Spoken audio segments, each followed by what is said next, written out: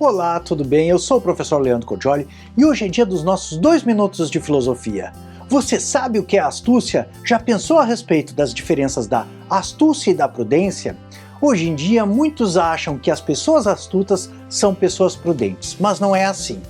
Vamos ver em 2 minutos de filosofia o que é a astúcia. Não esqueça de acessar a descrição do vídeo, pois eu vou deixar muito material em filosofia do direito, sejam outros vídeos ou material escrito, para você estudar. Sem mais demoras, que comece o nosso reloginho. Primeiro, vale a pena considerar que muitas pessoas confundem a astúcia da prudência. Mas em realidade, o prudente é aquele que tem as suas inclinações irracionais bem dispostas para o que é verdadeiramente bom, e não se deixar levar por bens aparentes pelo prazer ou mesmo pelas emoções. No prudente, essas inclinações racionais, em realidade, inclusive reforçam o juízo da razão no que diz respeito aos bens verdadeiros. Por outro lado, o astuto é aquela pessoa que aparentemente é uma pessoa inteligente, contudo é desleal, dissimulado e uma pessoa extremamente habilidosa nas táticas para conseguir alcançar os seus fins. Muitos dos malfeitores das novelas e dos filmes são pessoas astutas, isto é, conhecem diversos artifícios para alcançar as finalidades, contudo erram em 2 coisas. Primeiro, as finalidades que se dispõem a alcançar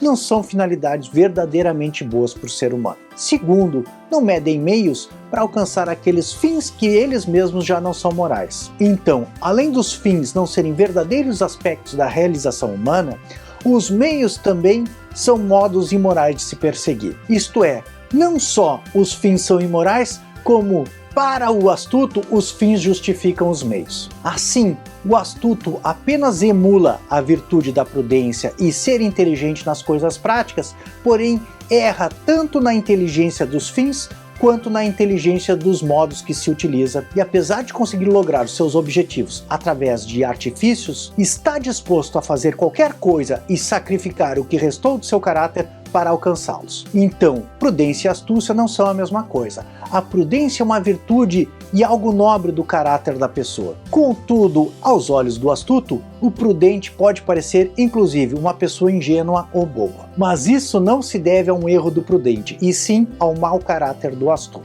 E estes foram os nossos 2 minutos de filosofia.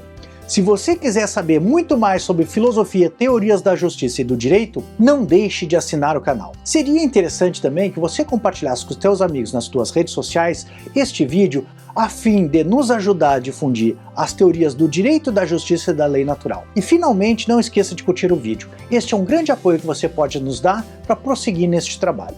Um abração e uma boa semana são os votos do professor Leandro Cordioli.